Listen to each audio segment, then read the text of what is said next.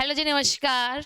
तो एक बार फिर से स्वागत है आपका polity with Anuradha ma'am YouTube channel के ऊपर। तो जैसा कि कंप्लीट सिलेबस के रिवीजन की हमारी जो क्या है वो सीरीज चल रही है, एक किस्म से इसको आप जो क्या है कंप्लीट कोर्स समझ सकते हैं। और उस कड़ी में 2 वीडियो हमारी आ चुकी हैं, जिसके अंदर सबसे पहले मैंने उठाया है पॉलिटिकल थ्योरी की इम्पोर्टेंट बुक्स को, और उसमें हम पॉलिटिकल थ्योरी की इम्पोर्टेंट बुक्स कर चुके हैं बिल्कुल 100% कवरेज, जिसके 2 पार्ट आ चुके हैं, पार्ट 1 और पार्ट 2। अगर वो आपने नहीं देखे हैं तो जरूर से देखिए। उन्हीं इंपॉर्टेंट बुक्स की सीरीज के अंदर आज हम करेंगे मार्क्सवाद या कार्ल मार्क्स की सारी किताबें, या हमारे कार्ल मार्क्स की और एंजिल्स की किताबें, या कार्ल मार्क्स ने कौन से विचार अपनी कौन सी बुक में दिए, कौन सी बुक कब लिखी गई, उनका ऑर्डर, उनकी क्रोनोलॉजी। ठीक है, तो ये देखिए कंप्लीट सिलेबस रिवीजन एस्टेट 2026 को लेके हम लगातार काम कर रही हैं। बिल्कुल जो क्या है वो युद्ध स्तर पर काम हो रहा है। पेपर चाहे कभी हो, हमको तो सिर्फ चाहिए पेपर के अंदर पासिंग मार्क्स। ठीक है, और इसी कड़ी में हम आज जो है वो बात करेंगे इंपोर्टेंट्स बुक सीरीज के अंदर। जो है मैं इस पीपीटी के थ्रू 3 क्लासेस पढ़ाऊंगी, शॉर्ट शॉर्ट वीडियो रहेंगी। आज की जो वीडियो होगी बच्चों, वो होगी क्या, मार्क्सिज्म के ऊपर। ठीक है, उसके बाद इसी जो क्या है वो वीडियो सीरीज के अंदर मैं एक अलग से आपकी बुक लेके आऊंगी, book and writer and author और उनकी कंसेप्ट कौन सी बुक में दी है, डेमोक्रेसी के ऊपर। और जो क्या है वो इसके बाद एक जो पार्ट होगा वो होगा फेमिनिज्म के ऊपर। तो आपको सिर्फ इतना करना है कि हमसे जुड़े रहना है।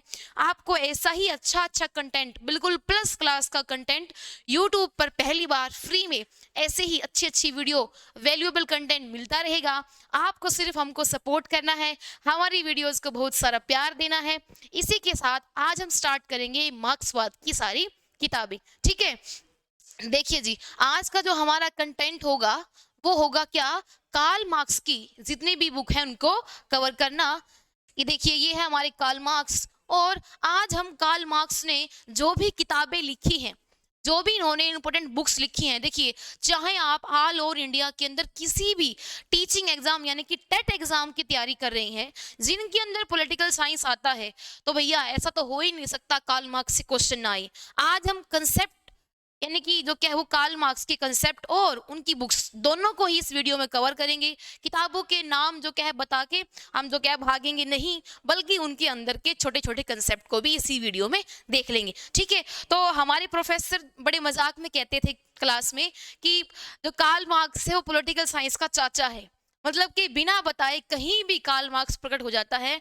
अगर पॉलिटिकल साइंस का स्टूडेंट है और उसको कार्ल मार्क्स के बारे में नहीं पता, तो समझ लेना भैया उसने पॉलिटिकल जो क्या थ्योरी पढ़ी नहीं है। ठीक है, तो इसी के साथ हम स्टार्ट करेंगे। कुछ सिलेबस की मैंने फोटोज डाली हैं ताकि आपको ये हो कि हाँ हम वही पढ़ रहे हैं जो हमारे सिलेबस के अंदर है। देखिए, ये रहा अपना आज का कंटेंट, जिसके अंदर हम कार्ल मार्क्स की इंपॉर्टेंट बुक्स देख लेंगे, उनके मेन आइडियाज देख लेंगे, उनकी थ्योरी देख लेंगे। इसी के साथ कार्ल मार्क्स और एंजल्स, एंजल्स जो उनका फ्रेंड था। देखिए, जीवन के अंदर फ्रेंड होने बहुत जरूरी है। ठीक है, एक ऐसा फ्रेंड जो दुनिया के ड्रामे से दूर हो और आप अपने दिल की बात एक्चुअल में जो आप हो वो उसको बता सको। तो एंजल्स, आज कार्ल मार्क्स को दुनिया जो जानती है उसके पीछे बहुत बड़ा हाथ उनके फ्रेंड फ्रेडरिक एंजल्स का है। तो इन दोनों ने साथ में मिलकर रचनाएं लिखी हैं, वो हम देख लेंगे। फिर खाली एंजल्स की बुक भी पूछ लेते हैं, वो हम देख लेंगे। और फिर जो क्या है उनके बाद हम देखेंगे कि उनके कुछ इंपॉर्टेंट आइडियाज। ठीक है, तो चलिए जी स्टार्ट करते हैं आज की हमारी जो क्या है वो कार्ल मार्क्स की बुक को लेके। देखिए, ये रही हमारी कार्ल मार्क्स की सारी बुक। देखिए, ये जो है हमारी कार्ल मार्क्स की सारी बुक हैं। सबसे पहली बात, इन जो की किताबें हैं, जो बुक्स हैं, इनको हिंदी में लिखने की कोशिश ना करें, क्योंकि एक्चुअल में किसी भी राइटर की बुक, ठीक है, और जो क्या है वो उसका नाम, ये आप कोशिश करो कि ओरिजिनल जो लैंग्वेज है उसी के अंदर यानी कि इंग्लिश के अंदर ही आप लिखने की, याद करने की क्या आदत डालें, क्योंकि आगे आपके मेंस के पेपर में बहुत अच्छी आदत जो है आपकी काम आने वाली है। ठीक है, तो चलिए पहले जो क्या है हम उनकी बुक को देखते हैं। कार्ल मार्क्स की बुक है वो देखते हैं। ये सारी बुक मैंने क्रोनोलॉजी के अंदर लगाई हुई है। ठीक है, देखिए पहली जो उनकी बुक है वो है critique of the Hegel philosophy of right. Critique of the Hegel philosophy of right 1844। देखिए, जो हीगल थे हीगल से कार्ल मार्क्स ने ली है द्वंद्वात्मक जो क्या है वो पद्धति, यानी कि हीगल को हम जो डायलेक्टिक जो मेथड है, यानी कि जो वाद प्रतिवाद संवाद की जो विधि है, वो हीगल से जो क्या है वो कार्ल मार्क्स ने ली है। लेकिन कार्ल मार्क्स ने खुद कहा है कि उसने हीगल की द्वंद्वात्मक पद्धति को सीधा खड़ा कर दिया है। क्या? हीगल के द्वंद्ववाद को सीधा खड़ा कर दिया है।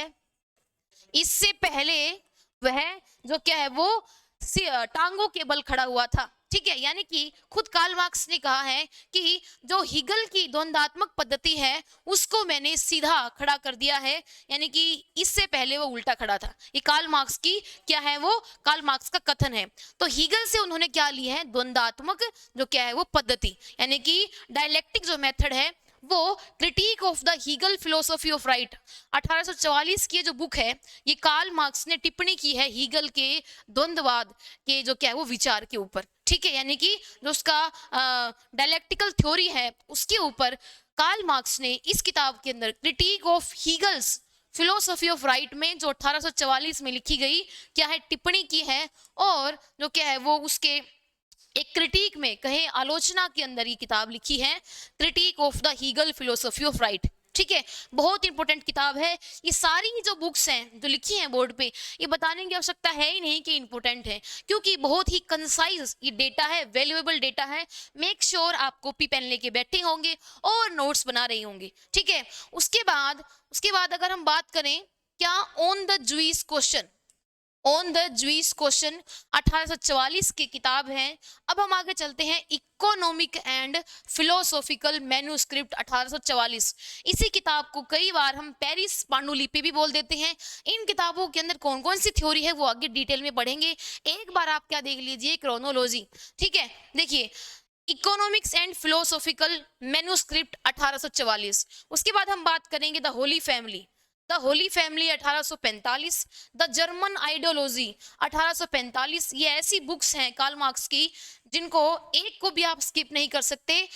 बड़े ही इत्मीनान से इनका ईयर, यानी कि कौन से साल में लिखी गई, किताब का नाम और इस किताब में क्या मुख्य बात कही गई है, तीनों आपको जो क्या है वो नोट करनी है बिल्कुल। इसके बाद हम बात करें the German ideology 1845, again very important book. और इसके बाद द पॉवर्टी ऑफ फिलोसफी 1847, यानी कि द पॉवर्टी ऑफ फिलोसफी। देखिए एक हमारे विचारक हुए हैं पीजे प्रूधो। पीजे प्रूधो एक कल्पनावादी समाजवादी विचारक हुए हैं। यानी कि बच्चों हम बात करें तो ये क्या थे? अर्ली सोशलिस्ट थिंकर, या प्रारंभिक समाजवादी विचारक, या फिर हम कहें कल्पना लोकीय समाजवादी विचारक, या इनको कहें अर्ली सोशलिस्ट थिंकर पीजे प्रूधो, है ना, जिनका एक बहुत फेमस कोटेशन है कि संपत्ति चोरी है। तो पीजे प्रूधो ने एक किताब लिखी थी जिसका नाम था हमारा जो क्या है वो द फिलोसॉफी ऑफ पॉवर्टी, यानी कि गरीबी का दर्शन। तो उस किताब की प्रतिक्रिया स्वरूप फिर जो है हमारे कार्ल मार्क्स ने एक और किताब लिखी जिसका नाम क्या पड़ गया? द पॉवर्टी ऑफ फिलोसफी, यानी कि दर्शन शास्त्र की गरीबी। ठीक है, तो ये बुक जो क्या थी वो पीजे प्रूधो की बुक के खिलाफ क्या थी? एक प्रतिक्रिया। 1847 में किताब लिखी गई है द पॉवर्टी ऑफ फिलोसफी। ठीक है, उसके बाद हम बात करें द कम्युनिस्ट मैनिफेस्टो 1848, यानी कि साम्यवादी घोषणा पत्र। ठीक है, साम्यवादी घोषणा पत्र। और कार्ल मार्क्स की सबसे फेमस जो किताब है उनमें से ये एक है। एक तो हमारी साम्यवादी घोषणा पत्र यानी कि कम्युनिस्ट मैनिफेस्टो 1848, और एक दास कैपिटल। ये दो किताबें ऐसी हैं जो कार्ल मार्क्स के इक्वल टू हो गई है, मतलब ठीक है, मतलब बहुत ही इंपॉर्टेंट किताबें हैं दास कैपिटल और कम्युनिस्ट मैनिफेस्टो। और जो बहुत ही फेमस कथन है, दुनिया के मजदूरों एक हो जाओ, अब तुम्हारे पास खोने को कुछ नहीं है और पाने को पूरी दुनिया। ठीक है, यानी कि खोने को सिर्फ तुम्हारी बेड़ियां हैं और पाने को पूरी दुनिया। तो ये फेमस कोटेशन इसी फेमस बुक से आया है। आगे इस बुक के बारे में डिटेल में बात करेंगे। उसके बाद फिर हम देखें हमारी अगली किताब को, क्लास स्ट्रगल इन फ्रांस। ठीक है, क्लास स्ट्रगल इन फ्रांस। उसके बाद हम देखें नेक्स्ट हमारी बुक, तो वो है the contribution, a contribution to the critique of political economy इस किताब के अंदर कार्ल मार्क्स के हमको आर्थिक विचार देखने को मिलते हैं, ठीक है। A contribution to the critique of political economy 1859 की ये किताब है। उसके बाद हम बात करें दास कैपिटल जिसकी मैंने अभी बात की थी। देखिए ये बुक है ना हमारी, जो ये 3 खंडों के अंदर प्रकाशित हुई है। जो पहली इसकी वॉल्यूम थी यानी कि वॉल्यूम 1, वो तो 1800 हमारी जो क्या कहें ये 67 के अंदर कार्ल मार्क्स ने जो क्या है पब्लिश कर दी थी। बट फिर क्या हुआ, कार्ल मार्क्स की डेथ हो जाती है और उसके बाद जो उनके बचे हुए जो दोनों खंड हैं वो इनके जो फ्रेंड फ्रेडरिक एंगेल्स जो मैंने बताया वो पब्लिश करते हैं, ठीक है। फिर हम उसके बाद देखिए सिविल वॉर इन फ्रांस 1871, और फिर हम देखिए critique of the Gotha programme, ठीक है, 1845। उसके बाद the 18 Brumaire of Louis Bonaparte 1882। ये किताब बाकी सभी बुक से थोड़ी सी अलग है, थोड़ी सी स्पेशल है। क्यों? क्योंकि इस किताब के अंदर कार्ल मार्क्स ने पहली बार स्वीकारा है क्या, हमारा रिलेटिव ऑटोनॉमी ऑफ स्टेट, यानी कि राज्य की स्वायत्ता का सिद्धांत। क्या? राज्य की स्वायत्ता का सिद्धांत, रिलेटिव ऑटोनॉमी ऑफ स्टेट। और ये थ्योरी दी है हमारी कार्ल मार्क्स ने the 18 Brumaire of Louis Bonaparte 1882 के अंदर, ठीक है। इसके बाद अब हमने सारी बुक देख ली है। अब नेक्स्ट स्लाइड में हम देखेंगे कार्ल मार्क्स की किताबों का 1 बाय 1 सीक्वेंस। देखिए यहाँ सबसे पहले अपन बात करेंगे क्या, जो हमारे कार्ल मार्क्स हैं उनकी जो किताब है, कार्ल मार्क्स की जो किताब है सबसे पहली द कम्युनिस्ट मैनिफेस्टो, बहुत इंपॉर्टेंट किताब है। इस किताब को आप स्टार लगा के नोट कर ले, और जितने पॉइंट यहाँ लिखे हैं मैंने बोर्ड पे सबको जो क्या है वो आप मेक श्योर नोट करेंगे। तो देखिए द कम्युनिस्ट मैनिफेस्टो 1848 की बुक है। इसके मेन आइडियाज अब हम देख लेते हैं। देखिए मेन आइडिया हम देख लेते हैं। सबसे पहला तो मैं आपको बताऊं, इंग्लिश देख के घबराना नहीं है, हिंदी मीनिंग सबके लिखूंगी, ठीक है। Class struggle between bourgeoisies and proletariat, यानी कि द कम्युनिस्ट मैनिफेस्टो किताब के अंदर 3-4 बातें हमको पढ़नी है। पहली बात क्या है, हमारी बुर्जुआ व सर्वहारा वर्ग के बीच संघर्ष।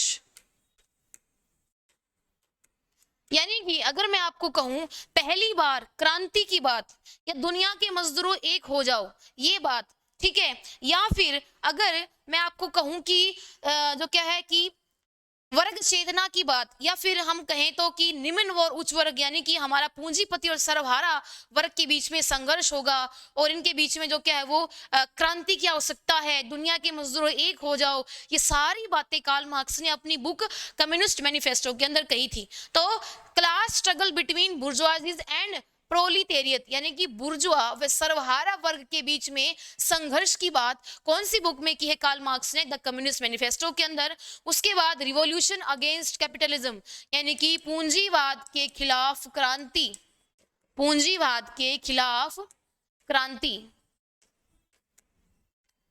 ठीक है। ये जो क्या है वो कथन भी हमको देखने को मिलता है द कम्युनिस्ट मैनिफेस्टो के अंदर। उसके बाद worker of the world unite, यानी कि दुनिया के मजदूरों एक हो जाओ, फेमस जो कोटेशन है वो कहां से उठाई गई है, कम्युनिस्ट मैनिफेस्टो से। और ये मैं आपको इसलिए बता रही हूं ये लाइन और ये बात क्योंकि ये एग्जाम में पूछी जा चुकी है, ठीक है, आगे भी पूछी जाएगी, ठीक है। State worker in the favour of bourgeois class, यानी कि इस बुक के अंदर कार्ल मार्क्स ने कहा है कि जो राज्य है ना, राज्य है वो पूंजीपति वर्ग के हितों में काम करता है, यानी कि हितों के लिए काम करता है, यानी कि जो हमारा जो राज्य है वो एक्चुअल में पूंजीवाद या फिर कैपिटलिज्म या फिर पूंजीपति लोगों के हितों में काम करता है। यानी कि राज्य क्या है, शोषण की एक मशीन, यानी कि राज्य क्या है, एक जो क्या है शोषण का यंत्र है, गरीब लोगों के खून को चूसने का, ठीक है, ये बात है। इसके बाद अगर हम देखें इंस्ट्रूमेंट ऑफ एक्सप्लोटेशन, यानी कि राज्य शोषण का यंत्र है। उसके बाद most influence book of marks, यानी कि कार्ल मार्क्स की सबसे प्रसिद्ध पुस्तक। किसी को अगर मार्क्सिज्म या मार्क्सवाद के विचार के बारे में, थॉट के बारे में नहीं पता है, उसको एक बात जरूर पता है कि जो कम्युनिस्ट मैनिफेस्टो जो किताब है वो कार्ल मार्क्स की लिखी हुई है। ठीक है, चलिए इसके बाद हम देखें नेक्स्ट स्लाइड के ऊपर दूसरी इनकी इंपॉर्टेंट किताब जिसका नाम है द जर्मन आइडियोलॉजी। इस बुक के अंदर 2-3 फेमस कंसेप्ट दिए हैं हमारे कार्ल मार्क्स ने, उनको बच्चों देख लेंगे। सबसे पहले तो मैं आपको बताऊं कि इस बुक के अंदर हीगल ने कार्ल मार्क्स ने हीगल के आदर्शवाद की आलोचना की है। हीगल के आदर्शवाद की आलोचना यानी कि आइडियलिज्म को क्रिटिसाइज किया है कार्ल मार्क्स ने इस बुक के अंदर। और ये सारी जो बातें पॉइंट मैं आपको लिखवा रही हूँ कौन सी बुक के अंदर क्या है, ये विभिन्न जो क्या है वो अलग अलग आपकी टेट एग्जाम के अंदर पूछे जाने वाले PYQ पॉइंट हैं जिसको मैंने एक PPT के अंदर कंबाइन कर दिया है। तो यानी कि आदर्शवाद की आलोचना, हीगल के आदर्शवाद की आलोचना, क्रिटिसिज्म ऑफ आइडियलिज्म, उसके बाद introduction of the dialectic materialism यानी कि द्वंद्वात्मक भौतिकवाद, द्वंद्वात्मक भौतिकवाद की आलोचना, द्वंद्वात्मक भौतिकवाद की आलोचना नहीं, द्वंद्वात्मक भौतिकवाद का विचार इस किताब के अंदर उन्होंने दिया है। और हम जानते हैं ऐतिहासिक भौतिकवाद, द्वंद्वात्मक भौतिकवाद, अतिरिक्त मूल्य का सिद्धांत, वर्ग संघर्ष या वर्ग चेतना, ये सारी बातें कार्ल मार्क्स या फिर मार्क्सिज्म थॉट के अंदर जो क्या कोर बेसिक जो क्या है वो आइडियाज के अंदर आती हैं। तो द्वंद्वात्मक भौतिकवाद या फिर डायलेक्टिकल मटेरियलिज्म की बात सबसे पहले द जर्मन आइडियोलॉजी बुक के अंदर हमारे जो क्या है वो कार्ल मार्क्स ने की है। इसके बाद हम देखें हमारा जो क्या है materialist interpretation of history, materialist interpretation of history यानी कि इतिहास की भौतिकवादी व्याख्या, इतिहास की भौतिकवादी व्याख्या यानी कि सारा जो इतिहास है अब तक का वो वर्ग संघर्ष के ऊपर जो क्या है वो डिपेंड है। यानी कि अब तक का इतिहास क्या है कार्ल मार्क्स के अनुसार वर्ग संघर्ष या क्लास कॉन्फ्लिक्ट का इतिहास। ठीक है, तो इतिहास की भौतिकवादी व्याख्या हो या फिर द्वंद्वात्मक भौतिकवाद का विचार हो या फिर हीगल के आदर्शवाद की आलोचना हो, ये सारे ही मेन पॉइंट हमको कार्ल मार्क्स की किताब द जर्मन आइडियोलॉजी में देखने को मिलते हैं। 1845 की बुक है। ठीक है, तो इस स्लाइड से इतना ही। अब हम आगे चलते हैं कार्ल मार्क्स की एक और इंपॉर्टेंट बुक्स, इसका नाम है दास कैपिटल। ठीक है, दास कैपिटल जो मैंने आपको बताया था 3 खंडों के अंदर ये बुक पब्लिश हुई है। 1867 के अंदर कार्ल मार्क्स ने लिखा इसका पहला वॉल्यूम। तो इस बुक के अंदर क्या बताया है, पब्लिश्ड इन 3 वॉल्यूम। ठीक है जी, वॉल्यूम 1 कार्ल मार्क्स ने, ठीक है, और वॉल्यूम 2 और 3 एडिट की है यानी कि लिखी है उनके जो क्या है वो फ्रेंड फ्रेडरिक एंगल्स ने। ठीक है, उसके बाद हम बात करेंगे इस बुक के अंदर उन्होंने क्या बताया, एनालिसिस ऑफ कैपिटलिज्म यानी कि अगर हम बात करें पूंजीवाद का विश्लेषण, पूंजीवाद का विश्लेषण कार्ल मार्क्स ने किया है अपनी बुक दास कैपिटल के अंदर। Number 1 point, theory of surplus value, very important, अतिरिक्त मूल्य का सिद्धांत, इसके ऊपर बात करेंगे अपन।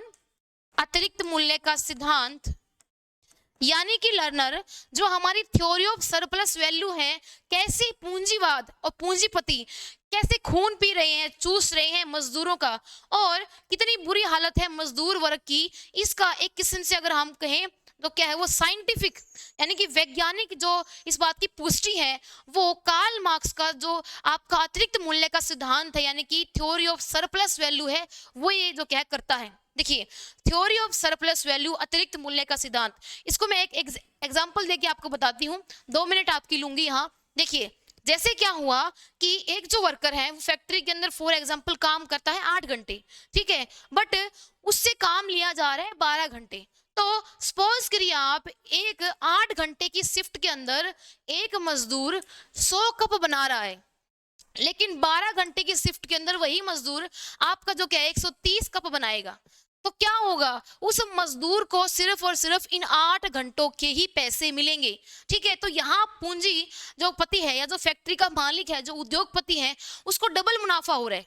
डबल मुनाफा कैसे, पहला मुनाफा तो जो इसका ओवर टाइम का पैसा नहीं दे रहा है अपनी जेब में रख रहा है वो, दूसरा मुनाफा जो अतिरिक्त उत्पादन वो मजदूर कर रहा है उसके पैसे। तो यानी कि क्या हो रहा है, यहाँ पे मजदूर वर्ग को दोहरी मार पड़ रही है और ये सारा मुनाफा चला जाएगा उस पूंजीपति की जेब में। तो इसको बोला गया है अतिरिक्त मूल्य का सिद्धांत, यानी कि जो क्या है वो मार्क्सिज्म के अंदर एक बहुत ही इंपॉर्टेंट हमारी जो क्या है वो कंसेप्ट आता है, थ्योरी आती है, थ्योरी ऑफ सरप्लस वैल्यू, यानी कि कैसे अतिरिक्त उत्पादन का सारा लाभ पूंजीपति की जेब में जा रहा है और मजदूर वर्ग के हाथ में कुछ भी नहीं आता। तो ये थ्योरी बहुत इंपॉर्टेंट है, इसको स्टार लगा लीजिए आप। ये किस बुक में बताई है? दास कैपिटल के अंदर कार्ल मार्क्स ने। उसके बाद हम बात करें एक्सप्लॉयटेशन ऑफ लेबर क्लास, मजदूर वर्ग का किस प्रकार से शोषण हो रहा है, मजदूर वर्ग का शोषण किस प्रकार से हो रहा है, ये जो है वो हमारे कार्ल मार्क्स ने हर बुक के अंदर बखूबी बताया है। ठीक है, तो दास कैपिटल से इतनी बातें आपने नोट कर ली होंगी, हिंदी में भी मैंने लिख दिया है आप लोगों के लिए। अब हम चलेंगे नेक्स्ट जो है हमारी किताब इकोनॉमिक एंड फिलोसॉफिकल मैन्युस्क्रिप्ट के ऊपर।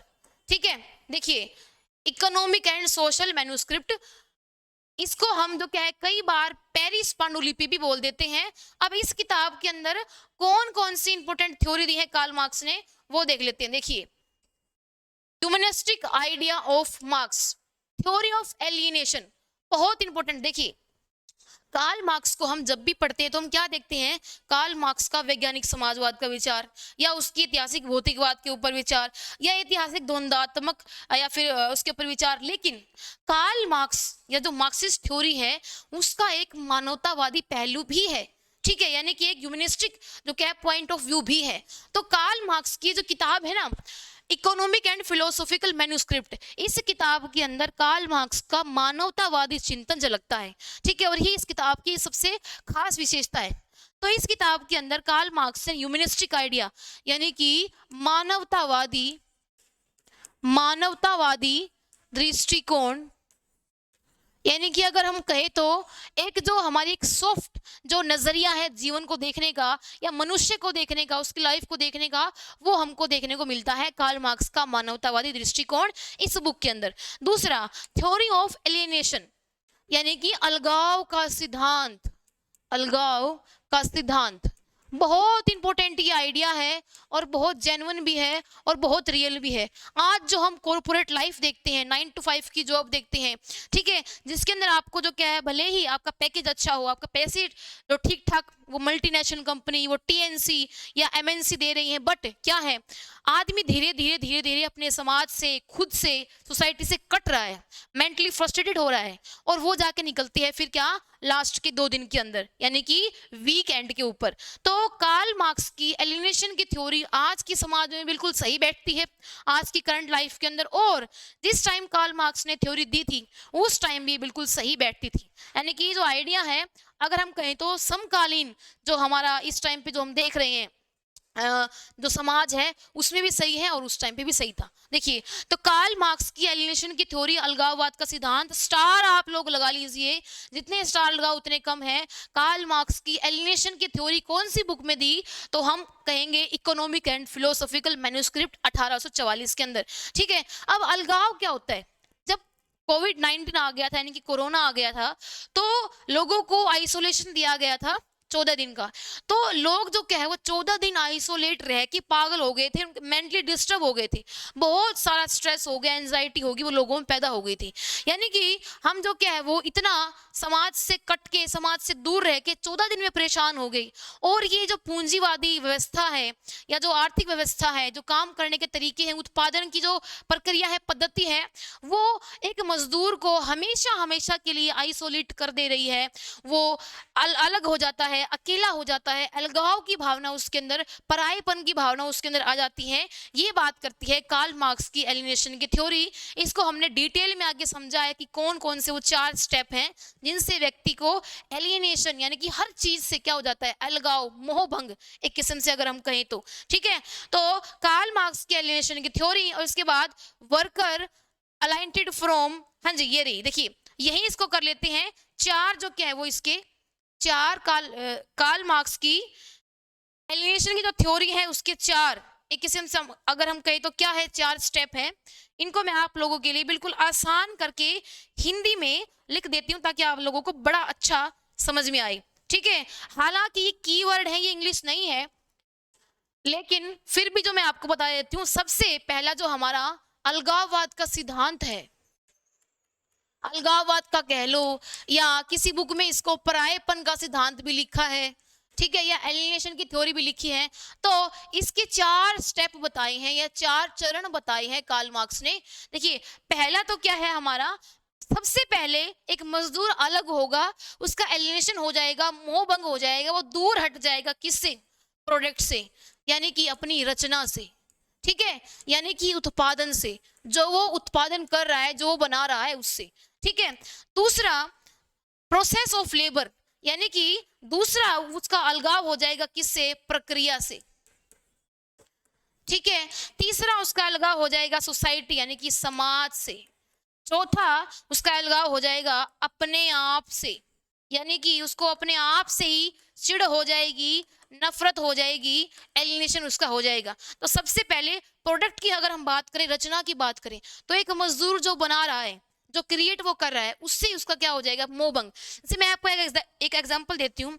मान लो कि एक ऑटोमोबाइल कंपनी है और उसके अंदर हमारा क्या है, कार एक बनती है, और एक मजदूर को काम दिया गया है जो सीट्स होती हैं, सीट कवर जो होते हैं कार के, वो बनाने का। तो वो मजदूर बेचारा, उसकी सारी उम्र जो क्या है, वो कार की सीट बनाने में, सीट कवर बनाने में निकल जाएगी। यानी कि वो जो बना रहा है उसको पता ही नहीं कहाँ जाएगा, है ना, कैसी कार होती है, और उसके यूज में नहीं आएगा। तो मतलब कहते हैं कि वो जो बना रहा है, जो क्रिएट कर रहा है, उसके साथ उसका कोई लगाव नहीं है, कोई अपनापन नहीं है, क्योंकि चीजें टुकड़ों में बन रही हैं, ठीक है। सीट बेल्ट बनाने वाला सीट बेल्ट बनाएगा, कवर बनाने वाला कवर ही कवर बनाएगा सिर्फ, ठीक है। तो कहने का मतलब इससे क्या होगा, ये इतनी बोझिल प्रक्रिया है उत्पादन की कि एक व्यक्ति जो बना रहा है, जो क्रिएट कर रहा है, जो वो उत्पाद कर रहा है, उससे सबसे पहले उसका क्या हो जाएगा? अलगाव।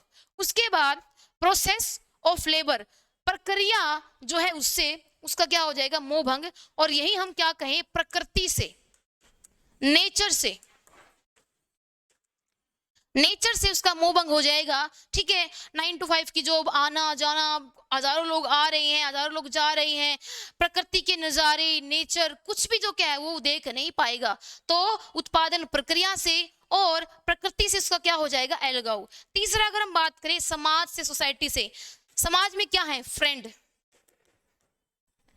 यानी कि दोस्त, रिश्तेदार, इन सब से क्या हो जाएगा? अलगाव। यानी कि जो साथी मजदूर हैं, जो उसके दोस्त हैं, वो उसके दोस्त नहीं है, वो क्या है? कंपटीटर। अगर आपने अच्छा काम नहीं किया तो आपकी शिकायत लगा दी जाएगी, या फिर आपका ही दोस्त आपको ही जो क्या है वो बाईपास करके ऊपर पहुंच जाएगा, आप नीचे रह जाओगे। तो इस उत्पादन की प्रक्रिया ने, कार्ल मार्क्स कहता है, लोगों के अंदर जो दोस्ती की भावना है, जो प्यार अपनापन है, वो भी नहीं छोड़ा, वो भी कंपटीशन की भेंट चढ़ गया। तो क्या होगा? धीरे धीरे समाज से, सोसाइटी से, अपने जो क्या सर्कल से क्या हो जाएगा? एलिनेशन। उसके बाद आखिर में क्या होगा? इतना सब कुछ होते होते उस मजदूर का अपने आप से भी, यानी कि अपनी जिंदगी से क्या हो जाएगा? एलिनेशन, यानी कि परायापन। आजकल इंटरनेट के ऊपर वो पेंगुइन वाली स्टोरी बहुत चल रही है, वायरल है, कि वो पेंगुइन झुंड से अलग होके और जो क्या है वो अपनी लाइफ को अलग जीने के लिए निकल जाता है। बहुत सारे लोग उसके ऊपर अपने अपने दृष्टिकोण से बातें कह रहे हैं। कोई कह रहा है कि आखिर में व्यक्ति को जीवन तो अकेले ही जीना होता है, ठीक है। तो यहां से मैं आपको बताती हूं कि लास्ट में क्या हो जाएगा? अपने आप से परायापन, यानी कि एलिनेशन। तो ये थी कार्ल मार्क्स की अलगाववादी जो क्या है वो ये जो एलिनेशन का प्रिंसिपल था, उसके 4 स्टेप, ठीक है। मुश्किल नहीं है, बहुत आसान है, हमने इसको देख लिया है यहीं पे। उसके बाद हम बात करेंगे कार्ल मार्क्स की हमारी अगली बुक, जिसका नाम है other important marks book and idea. देखिए यहाँ यहाँ हम क्या करेंगे, कुछ छोटी छोटी बुक बच गई कार्ल मार्क्स की, और उसमें उन्होंने कंसेप्ट दिए हैं, और कई बार ये कंसेप्ट मैंने पीवाईक्यू में देखे हैं, तो मैं उनको एक ही स्लाइड के अंदर यहाँ पे आपके लिए इकट्ठा करके लाई हूँ। देखिए, the 18 Brumaire of Louis Bonaparte. देखिए, relative autonomy of the state, यानी कि राज्य की आंशिक स्वायत्तता का सिद्धांत। राज्य की आंशिक स्वायत्तता का सिद्धांत, वैसे तो समझाती हूँ इसको, वैसे तो मार्क्सिज्म के अंदर, या मार्क्स जो है राज्य को एक शोषण का यंत्र मानते हैं, और वो कहते हैं राज्य की कोई जरूरत ही नहीं है, राज्य जो क्या है वो पूंजीपति लोगों के हितों का क्या है? एक साधन है, गरीबों का वो जो क्या है कोई मदद नहीं करता और राज्य एक शोषण की मशीन है। लेकिन उन्होंने ही, कार्ल मार्क्स ने ही, अपनी एक किताब जिसका नाम है the 18 Brumaire of Louis Bonaparte के अंदर राज्य की जो क्या है वो स्वायत्त, यानी कि राज्य की हम कहें तो रिलेटिव ऑटोनॉमी, मतलब आंशिक स्वायत्तता का सिद्धांत दिया है। ठीक है, तो उसके बाद इसलिए ये बुक क्या हो जाती है, स्पेशल। उसके बाद critique of the Gotha programme, इसके अंदर कार्ल मार्क्स ने डिफरेंस किया है बिटवीन कम्युनिज्म एंड अनार्किज्म, यानी कि दो कंसेप्ट हमारे पास होते हैं, एक है अराजकतावाद, अराजकतावाद यानी कि अनार्किज्म, और एक है हमारे पास क्या, साम्यवाद यानी कि मार्क्सिज्म या कम्युनिज्म। तो कार्ल मार्क्स ने अपनी बुक गोथा प्रोग्राम के अंदर अराजकतावाद और साम्यवाद के बीच में डिफरेंस किया है और ये कहा है कि अराजकतावाद यानी कि एनार्किज्म एक अलग थ्योरी है और कम्युनिज्म एक अलग थ्योरी है। ठीक है, हालांकि अराजकतावाद के अंदर भी ये एंड गोल हमको देखने को मिलता है कि राज्य खत्म हो जाए, राज्य की जरूरत ही नहीं है। ठीक है, वहीं पे साम्यवाद क्या कहता है कि एक टाइम ऐसा आएगा कि राज्य क्या हो जाएगा, खत्म हो जाएगा अपने आप, और एक वर्ग विहीन यानी कि क्लासलेस सोसाइटी की स्थापना हो जाएगी, जिसके अंदर ना कोई ऊपर होगा ना कोई नीचे, ना कोई धर्म होगा ना कोई जाति, ना कोई वर्ग होगा। ठीक है, और ना ही कोई ऊंचा और नीचा। ठीक है, और उसी पे कथन भी है एंजल्स का। एंजल्स ने क्या कहा है कि राज्य एक दिन अजायब घर यानी कि जो म्यूजियम होते हैं, संग्रहालय जो होते हैं, उसमें चला जाएगा। ठीक है, यानी कि राज्य एक दिन खत्म हो जाएगा, अजायब घर में चला जाएगा, ये एंजल्स का कोट है। ठीक है, तो ये जो आइडिया है हमको इस बुक में देखने को मिलता है। इसके बाद उनकी एक और बुक है, a contribution to the critique of political economy, historical materialism, यानी कि अगर हम बात करें ऐतिहासिक भौतिकवाद, ऐतिहासिक भौतिकवाद का जो सिद्धांत है कार्ल मार्क्स का, उसका वर्णन जो क्या है वो आगे मैं इसके आपको प्रिंसिपल करवाऊंगी। ठीक है, 3 बेसिक प्रिंसिपल, तो वो जो है हमारे एक क्रिटिक ऑफ द, हमारा जो क्या है वो एक contribution to the critique of political economy किताब के अंदर दिए थे, हिस्टोरिकल मटेरियलिज्म के अंदर। ठीक है, आगे हम देखेंगे ऐसी 3 किताबें जिनको कार्ल मार्क्स ने और उनके फ्रेंड एंजल्स ने मिलके लिखा है संयुक्त रूप से, यानी कि दोनों की कंबाइंड क्या है, क्रिएशन, और ये 50 बार पूछा जा चुका है आपके एग्जाम में। तो सबसे पहला अगर हम बात करें तो वो बुक है द जर्मन आइडियोलॉजी। ठीक है, द जर्मन आइडियोलॉजी, जिसमें हम सारे कंसेप्ट अभी देख के आए हैं, क्या क्या बताया था। उसके बाद द होली फैमिली, और उसके बाद द कम्युनिस्ट मैनिफेस्टो, जो कि कार्ल मार्क्स की सबसे फेमस बुक थी।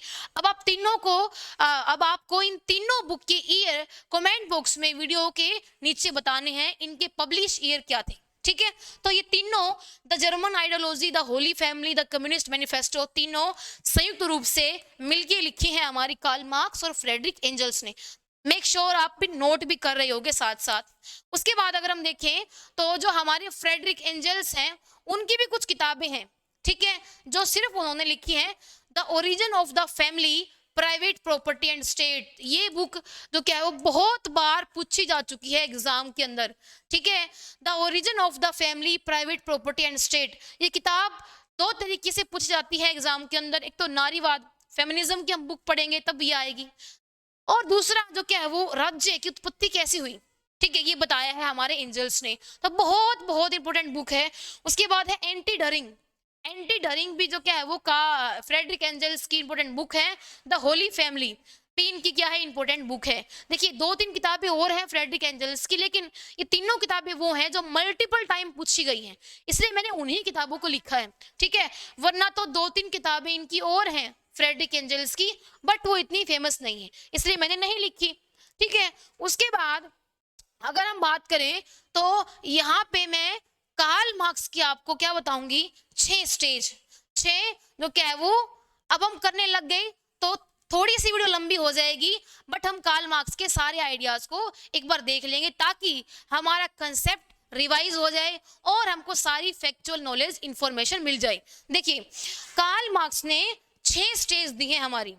6 स्टेज कौन सी, वो 6 स्टेज है हमारी कार्ल मार्क्स के अकॉर्डिंग मानव इतिहास की या हमारी सभ्यता की, जो यहाँ पे लिखी हुई हैं। अब हम उनको एक एक करके हिंदी में देख लेते हैं। पहला है हमारा आदिम अवस्था। आदिम अवस्था सबसे पहली ये अवस्था है। कार्ल मार्क्स ने इतिहास की 6 अवस्थाएं बताई हैं जिसके अंदर जो क्या है वो व्यवस्था दूसरी व्यवस्था से क्या है बेहतर है, और एक किस्म से आप इनको वाद प्रतिवाद और संवाद यानी कि पिछली अवस्था अगली अवस्था से अगली अवस्था पिछली अवस्था से बेहतर होती है, वो भी दिखाता है। उसके बाद फिर आएगा पूंजीवादी व्यवस्था।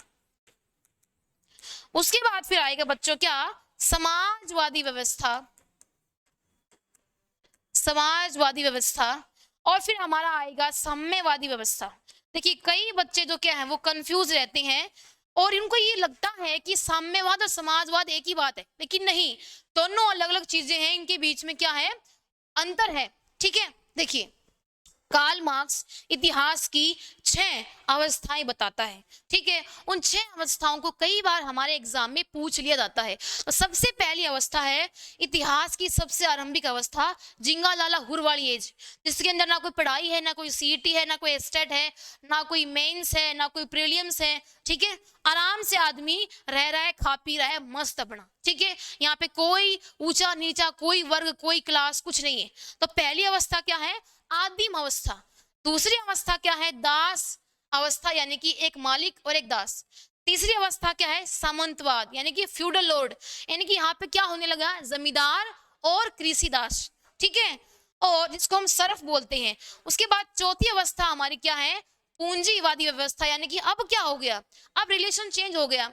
अब क्या हो गया, पूंजीपति और मजदूर, यानी कि आपका उद्योग का मालिक, कारखाने का मालिक और उसके अंदर काम करने वाला मजदूर, यानी कि पूंजीपति और जो क्या है वो सर्वहारा वर्ग। तो ये क्या हो गई हमारी क्लास। ठीक है, उसके बाद समय आ जाएगा समाजवादी व्यवस्था का। ये जो है ट्रांजिशन यानी कि एक संक्रमणकालीन अवस्था है। इसके अंदर क्या होगा, कार्ल मार्क्स यहीं पे सारा खेल करता है और ये कहता है एक टाइम आएगा जब पूंजीवादी शोषण अपनी चरम सीमा पर पहुंच जाएगा, पीक पे क्या हो जाएगा शोषण, तब क्या होगा, सारा जो ये हमारा क्या बोलेंगे, जो आपका लेबर क्लास है, मजदूर वर्ग है, उनके अंदर वर्ग चेतना, क्लास कॉन्शियसनेस आएगी और ये जो है हमारा सर्वहारा वर्ग क्या कर देगा, पूंजीपतियों के खिलाफ क्रांति, और जो क्रांति होगी सब खत्म हो जाएंगे, पूंजीपति मिट जाएंगे और एक इक्वल स्टेज आएगी समाजवादी व्यवस्था। ठीक है, जिसके अंदर राज्य का कंट्रोल होगा, मजदूरों का शासन होगा सारी इकोनॉमी के ऊपर, सारे उत्पादन के साधनों के ऊपर। लेकिन ये एंड नहीं है, इसके बाद भी एक और स्टेज आएगी, इसका नाम है हमारा साम्यवादी अवस्था, यानी कि कम्युनिस्ट, या फिर हम कहेंगे कम्युनिस्ट सोसाइटी, यानी कि साम्यवादी व्यवस्था। और ये कार्ल मार्क्स के अनुसार इतिहास का क्या होगा, अंतिम चरण या हम लास्ट स्टेज, जिसके अंदर हर तरीके के भेदभाव मिट जाएंगे। एक किस्म से ये कार्ल मार्क्स की भविष्यवाणी है, लेकिन आज तक ये भविष्यवाणी सच नहीं हुई है, यानी कि अब तक जो क्या है वो कार्ल मार्क्स की 6ठी स्टेज नहीं आई है। और हम जानते हैं 5वीं स्टेज के अंदर समाजवादी क्रांति भी दुनिया के कुछ देशों के अंदर सिमट के रह गई है, जैसे कि अगर हम रूस की बात करें स्पेशली। ठीक है, यानी कि कम्युनिज्म सिमट के रह गया है कोल्ड वॉर के बाद, कोल्ड वॉर के खत्म होने के बाद। ठीक है, जब 1991 में यूएसएसआर का पतन हो गया था तो कार्ल मार्क्स की भविष्यवाणी भी जो क्या है वो झूठ होती प्रतीत हुई थी। तो ये कार्ल मार्क्स की हमारी 6 की 6 स्टेज, आई होप आपको क्लियर हो गई होंगी। हिंदी में मैंने सबके नाम लिख दिए हैं। ठीक है, उसके बाद हम कार्ल मार्क्स के 3 नियम और देख लेते हैं लगे हाथ। ठीक है, देखिए अब तुम आदत छोड़ दो 10-10 मिनट की वीडियो देखने की, ऐसे 10-10 मिनट की वीडियो देख के तुम्हारा स्टार्ट नहीं होगा। ठीक है, तो हमको तैयारी अच्छी करनी है, तो थोड़ी सी बड़ी वीडियो भी चलेगी। Law of unity and opposition, वैसे आज कमेंट करके आप मेरे को बताइएगा कि क्या थोड़ी सी जो है लॉन्ग वीडियो 30 मिनट से ऊपर की है ना, आप उसमें एडजस्ट करते हो, ठीक है या नहीं, आपका एक्सपीरियंस जरूर बताना आज कमेंट बॉक्स के अंदर। Law of unity and opposition, इसका मतलब है विरोध की एकता, विरोध की एकता। ठीक है, दूसरा है नेगेशन ऑफ नेगेशन, निषेध का निषेध, निषेध का निषेध। ठीक है, इसके बाद तीसरा है हमारा मात्रा का गुणात्मक परिवर्तन, गुणात्मक परिवर्तन। देखिए कार्ल मार्क्स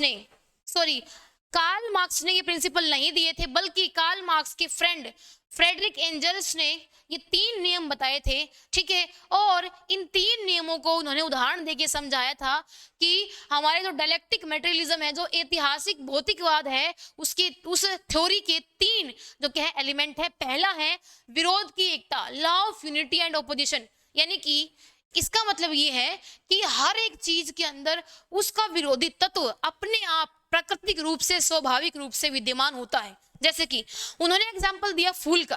अब फूल कितना कोमल होता है, कहते हैं ना कि फूल सी कोमल, तो फूल सॉफ्ट अब है अपने आप में, बहुत ज्यादा सॉफ्ट है, लेकिन फिर भी इतना भी सॉफ्ट नहीं है कि उसकी पत्तियां पिघल जाए। फिर भी उनकी पत्ती एक आकार में, है ना, जो क्या है वो रहती है ना, मतलब उसी जगह पे टिकी हुई।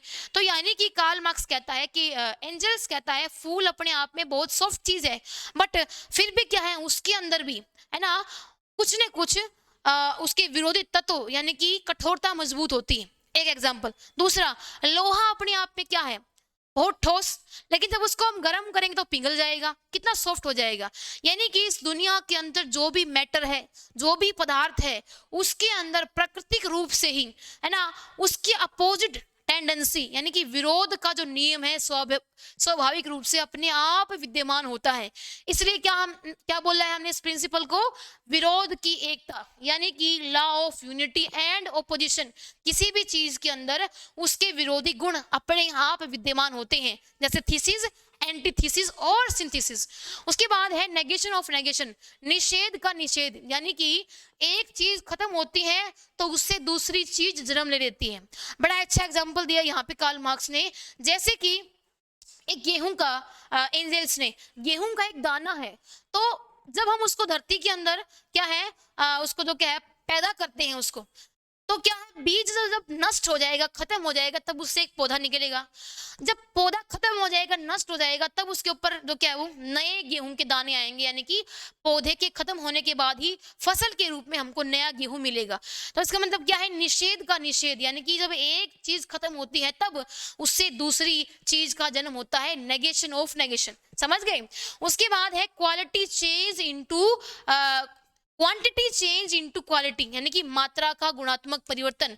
जैसे पानी जो है ना, पानी जो है वो गर्म होके भाप बन जाता है, ठीक है, और ऐसे ही बर्फ बन जाता है फिर, यानी कि मात्रा गुणात्मक रूप से परिवर्तित हो रही है, ठीक है। तो आई होप कि आज के बाद आप इन तीनों प्रिंसिपल को, जो डायलेक्टिक मटेरियलिज्म के, या फिर हम कहेंगे द्वंद्वात्मक भौतिकवाद के 3 नियम है कार्ल मार्क्स और उनके फ्रेंड फ्रेडरिक एंजल्स के द्वारा दिए हुए, कभी भी आप इनको नहीं भूलोगे, ठीक है।